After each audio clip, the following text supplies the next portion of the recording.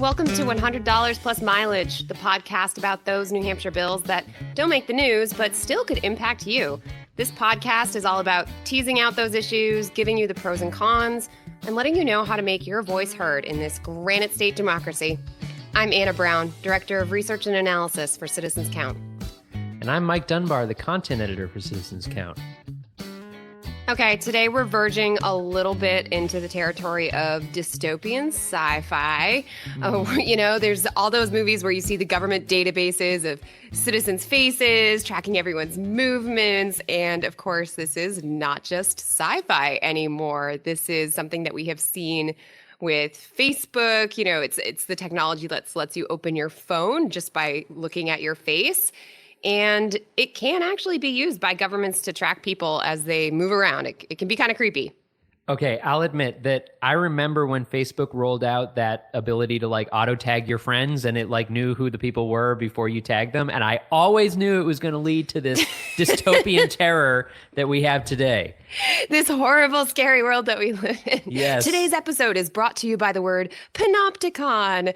But also, to be fair, I feel like you and I are painting this really scary picture. And of course, I don't want to be biased. There's also really good things about facial recognition technology when it comes to identify missing children, missing elders, and unidentified victims. There's a lot of unidentified bodies, honestly, in the world, and so they're good things. But anyway, there is legislation in the New Hampshire House that's specifically looking at facial recognition technology. So tell me about it, Mike. Okay, yeah, there is. So there's a bill up for debate this year in New Hampshire. It's called HB 499, and it's setting out to set limits on how facial recognition technology can be used in the Granite State. So there's important caveats to how it can and can't be used if this bill gets passed, but we can get into that in a minute. Okay. So first off, let's just start with what's in the bill. Right. So there are actually two versions of this bill. So the bill as it was introduced, and then there's an amended version that the committee worked up when they took a look at it. So let's start with the original bill as it was introduced by its sponsor. So it says in that bill that no officer or employee of a state agency can use facial recognition technology to engage in ongoing surveillance of an individual or a group of individuals in a public space unless, here comes the catch. Yes, there's an unless in this one. Unless, so law enforcement could get a court order for that kind of ongoing surveillance. So as this bill was originally written, law enforcement wouldn't need to go to the courts to use facial recognition software unless they're going to use it in a public space over at least 3 days. So if they're planning that sort of long-term surveillance, scanning everyone's faces in an area, the courts would have to give that the okay. So it kind of seems like the original bill actually enables law enforcement to use facial recognition because it's saying, okay, if it's 3 days or more, then you need a court order. But before that, you can kind of use it at will. Right. That's what's kind of confusing. The short title of it is something about prohibiting the use of facial recognition technology, but it's not exactly doing that. It's more setting up some guardrails, but only in these extreme circumstances when the police are using facial recognition on everyone walking on a street or entering a house or driving under a bridge or whatever, basically when they go full on Big Brother. Oh, and I was so hoping we could get through this episode without a reference to 1984. Nope. Don't fight the inevitable, Anna. All right. So as originally written, HB 499 wouldn't stop the police from running any individual photo through facial recognition software. Okay. So now let's talk about the amendment. The House Executive Departments and Administration Committee is recommending the full House pass a complete rewrite of HB 499. And so the amended version says that law enforcement can only use facial recognition technology with a search warrant supported by probable cause. Do not pass go. Do not collect $100 plus mileage. Do not use facial recognition software without a warrant. Exactly. So this amended version of HB 499 is much stricter. And the other thing I'll just note is in either the original bill or this amended version, any evidence illegally gathered from facial recognition technology would be inadmissible in court. So it's not like, you can go get like a fine or that police would go to jail or whatever it would be. It's just that this is restricting how they can use this technology, and that's pretty much it. Right. And there's one other part of this bill that is included in both the original version and the new amended version. It says no agency other than the DMV can create a database of searchable images of people's faces.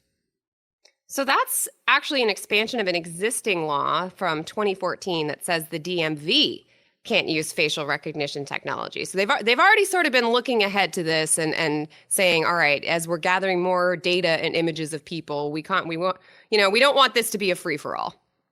Right. So the situation with HB 499 is one that we actually haven't run into yet on this podcast. And it's what happens when an original bill gets amended like this in a committee. And that can be kind of confusing if you're trying to follow what's going on with the bill. All of a sudden it says there's an amendment tacked onto it. Like, what is the deal with that? Of course. It kind of seems almost like we're talking about two completely different bills here. We have the original version that is saying, all right, they need a court order if they're going to do it for 3 or more days, and as opposed to just like running once. And then there's the amended version, which says, nothing without a court ordered, no, not a court order, a court warrant, a search warrant. Why was I searching for that word? It's fine. The point of the story is this can be confusing. We have two versions. So the committee is recommending the full House of Representatives adopt the amendment and pass this rewritten version of HB 499. But the full House of Representatives doesn't have to follow the committee recommendation. It's just a recommendation. So they could reject the amendment and pass the original version that only dealt with like that long-term 3 or more days. They could vote down the amendment and then write a completely different amendment about whatever they wanted. They could vote for the amendment and pass the new version of the bill. So then we have that stricter version where you have to have a search warrant. Or, of course, they could just kill the bill altogether. They could say, forget about it. We're not going to regulate facial recognition at this point because we have other things in mind. Right. So basically you're saying the full House of Representatives can just do whatever they want. Any version of this bill is fair game? Is that basically the deal? Yeah, I mean, kind of. There are rules of procedure. So they have to vote on certain things in certain orders, but there's no reason that they have to vote the same way the committee does. I will say they usually follow the committee recommendation. Mm-hmm. They acknowledge this committee had public hearings. They worked on it in executive sessions. So most of the time, they listen to the committee recommendation and vote the same way. Okay, let's dive into the pros and cons of HB 499. To make this simpler, let's focus on the pros and cons of the amended bill, the stricter version, since that's going to be what the full House votes on first. Let's get right into it. So what are some of the reasons people are in favor of restricting the use of facial recognition by law enforcement? Right, so in many ways, this is a classic debate over privacy versus liberty versus safety and security. Privacy advocates argue you should be able to move freely without fear of having your movements tracked by some third party. Facial recognition technology lets police track people where they are. Right. So I want to play with some hypothetical situations to help explain this. And I know hypotheticals can be so annoying because they're not real. It's not something that's happened. But I think a lot of times when we're talking about this crazy technology, it can be helpful to think through how it plays out in the real world instead of just imagining these databases and whatever. So let's say the police have a theory that a robbery suspect is a recovering alcoholic. So they set up a camera to record everyone on a sidewalk leading to local AA meeting. And then they run everyone in that sidewalk through facial recognition software. Depending on the software and what databases they're searching, they could have the names of all sorts of people going to AA meetings. And that's pretty private information. I mean, it's called Alcoholics Anonymous, not Alcoholics We Know Your Name. So that's just a random hypothetical about the sort of private information that maybe the government could get without much legwork necessarily. Right. And let's remember that HB 499 would still let police use facial recognition technology if the courts give a warrant to do so. So that means if there is enough proof or if there is an imminent danger, the courts could give the okay for that kind of thing. Yeah, and so this relates to another argument against facial recognition technology in general, and so of course this bill is just to limit it, and that is inaccuracy. The software is particularly bad at identifying women and people of color. Right, but let me guess. If you're a middle-aged white web developer, let's say, it's probably really good at identifying you, right? Ding, ding, ding. Most of this technology was developed by, middle-aged white guys working at Google, Facebook, other tech giants. And this is not a law enforcement story, but there is a horrible story from 2015 that really always sticks in my head about how Google rolled out this new photo identification tool, and it was literally labeling Black people as gorillas. Horrifying. Now, of course, the police, that's not something that would be relevant to police, since they aren't just looking to identify, what's a person, what's a tree, whatever else Google was searching for. But, it kind of gives you an idea of how bad this software can be. Right. And to be clear, in this scenario, it's not that the facial recognition technology is failing to identify someone. It identifies someone as the wrong person, which can lead to innocent people getting arrested. I mean, it's real life consequences to this. Yeah. And so I was mulling this, and it has issues that really overlap with a lot of the racial justice issues that have been such a conversation over the past year. And I was just a sideline. I was curious. I went and looked up, the governor had a commission that looked at law enforcement reforms over this past summer. And I was just curious. I was like, I wonder, did they talk about facial recognition? And then I couldn't see that they did. So I wonder if that will maybe be part of the debate moving forward. But okay, I feel like we've been doing a lot of hating on facial recognition technology, but let's go on the flip side. This can be really amazing, right? Well, yeah. So facial recognition technology isn't just used to identify criminals. It's also used to identify missing persons, unidentified victims, people like that. So at the bill hearings, there were a lot of people who testified against HB 499, both versions, because they worried it would get in the way of the law enforcement finding missing children, missing seniors, things like that. Yeah. So another hypothetical scenario that ended up getting a lot of debate in this hearing that I watched was, okay, a police officer has a photo of a younger person in a sexually suggestive pose, but they don't know, is that person underage? They don't know who they are. They don't know if it's connected to any other sexual abuse. So maybe they run it through facial recognition. Maybe they could identify a potential victim and find out, were they involved in a scenario like that involving sex abuse? But, then you get into that debate about, okay, if HB 499 becomes law, would they be able to get a warrant with that photo? And it's hard to know, because on one hand, you had some people saying, well, okay, you're not just randomly coming across a photo of a girl or a boy for that matter in a suggestive pose. Like, you probably came across that photo as part of another investigation, and the judge would probably grant the warrant. And then on the other side, people were saying, you don't know that, and this could be a child in danger, and we're going to block this investigative tool. So, it's tricky. I find, your heart goes out in that scenario. It's hard not to feel sympathetic to that scenario.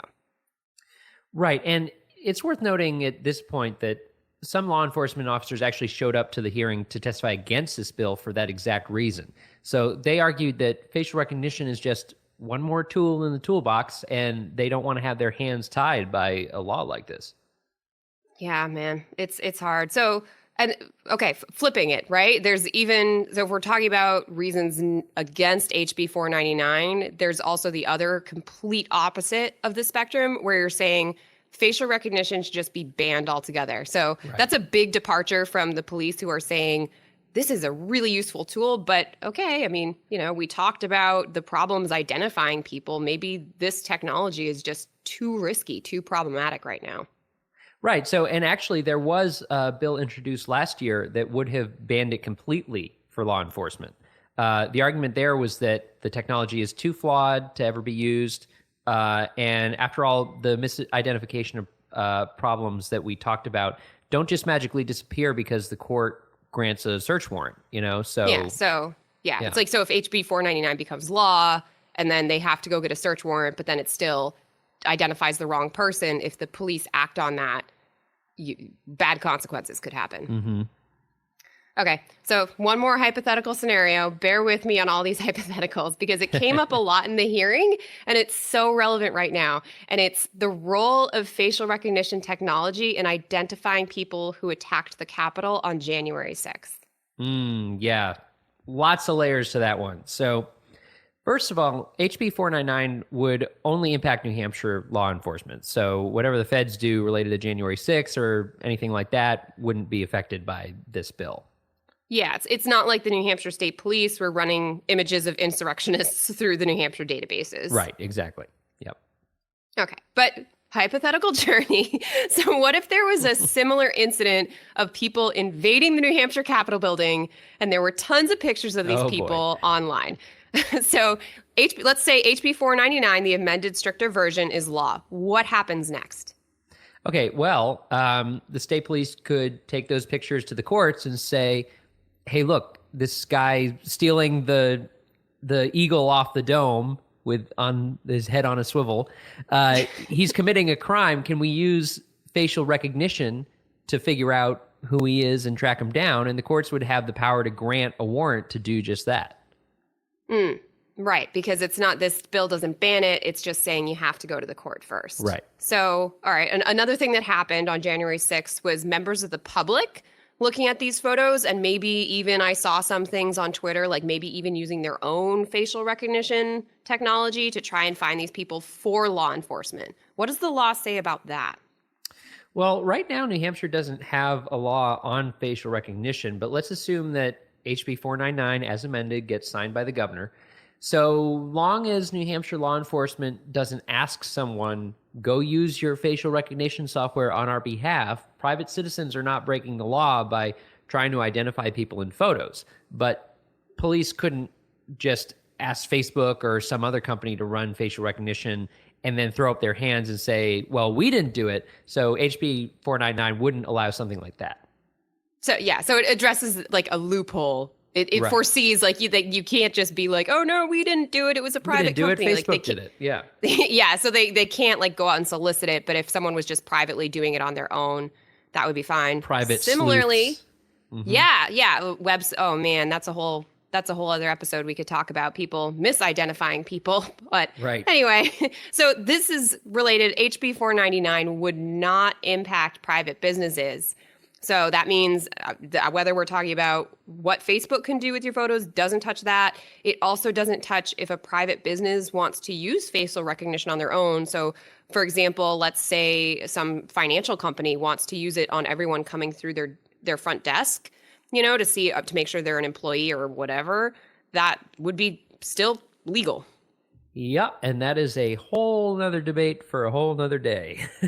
Oh my gosh, yeah. And to be clear, we talked about a couple different privacy-related bills that we could talk about today because Right. There's several, and there's other ones that touch on Facebook. So Citizens Count does have a topic page called Consumer Protection and Privacy, and we also have one on criminal justice reform. So people can definitely check that out, see the different bills that are moving through. But once again, HB 499. So let's say I'm someone who thinks this bill is a crucial protection for citizens' privacy, or I'm someone who thinks it goes too far, someone who thinks it doesn't go far enough. What should I do? So the Executive Departments and Administration Committee in the House recently voted 17-1 that HB 499 ought to pass with the amendment that requires a search warrant. So next up, a vote by the full House of Representatives is going to take place. This means the best way to make your voice heard on this issue is going to be to contact your representative and tell them how you think they should vote on this bill. And you can start by going to citizenscount.org and finding out who represents you and who you should contact. It's time for everybody's favorite segment now, only in New Hampshire. Woo. So, yeah, Mike, you know I love this. I love me my weird New Hampshire facts. What do you have for me today? All right. So, did you know, first and foremost, that New Hampshire has a state vegetable? No, but honestly, not terribly surprised considering I've seen bills for like a state dinosaur, for example, I think it was. So hit me. Yes. Okay. So the New Hampshire state vegetable is the white potato, which is that even a vegetable? Okay, sorry. Continue. What is that, like a root vegetable? I don't know. I thought it was a starch. I thought that everybody hated carbs these days. Maybe it should be the state carb. But maybe it can continue. Be both. Honor the vegetable. All right. So there's actually a reason, because that sounds totally random, right? Like, why a white potato? So apparently, according to Wikipedia, early colonists in Virginia and the Carolinas may have grown potatoes from seeds or tubers from Spanish ships, but the earliest certain potato crop in North America was in Londonderry, New Hampshire in 1719. My hometown! Okay. Yeah. So crazy, right? The first potato. Wow, New Hampshire. So, again, according to Wikipedia, the plants were from Ireland, so the crop became known as the Irish potato. Thomas Jefferson says of the white potato, "You say the potato, spelled Potatoe, is a native of the U.S. I presume you speak of the Irish potato." So congratulations to New Hampshire. And actually, Dairy Village Elementary School was responsible for getting the white potato named as the state vegetable after they learned that in 1719, yada, yada, yada. So congratulations to them. I think that happened in 2013. So it hasn't been a long reign for the white potato, but it finally got its due after all this time. Wow. And here I was hating on the state carb. I mean, here's the thing. I will also just start petitioning to start spelling potato with the E at the end. I feel like it makes it feel so much fancier. Yeah, a little kind of old-timey potato. Yes. Also, fun fact, I recently, because I feel like the world hates on potatoes these days because of the whole carb thing, I recently tried a potato alternative. It's called a yucca. Are you familiar with this at all? It rings a bell, but no. Okay, it's one of those like really weird vegetables that you can find in your grocery store that you like don't even see because you're just like, I don't know what that is. I don't know how to cook it. And so I swear to, so it looks almost like a tree root. It has like, it looks like waxy bark on the outside, and it's like a really, really, really big sweet potato kind of, I guess, is like shape wise. And I swear to God, you peel off the skin and it reminded me of the rind of a cheese. It's just very straight. But the moral of the story is it made really, really awesome oven fries. So if you're brave enough to try yucca, I totally recommend it, except maybe I shouldn't because now I'm really like hating on the New Hampshire vegetable. I know. New Hampshire vegetable. I'm like advertising this vegetable that is not even remotely native to the great state of New Hampshire. The students of the Dairy Village Elementary School from 2013 are probably they're like Gen Z. No, they're not crying. They're Gen Z. They're going to be like, go like start a meme against me on Twitter. So they're typing skull emojis at you as we speak. All right, that wraps it up for our episode today. You can find more information and episodes at citizenscount.org. We'd also like to thank Franklin Pierce University for producing and the Granite State News Collaborative for hosting this podcast. Our theme music is composed by, not composed, but composed by the one and only Mike Dunbar. Lastly, we thank you for giving us a listen and thinking about how you can be a part of what makes New Hampshire by the people, for the people.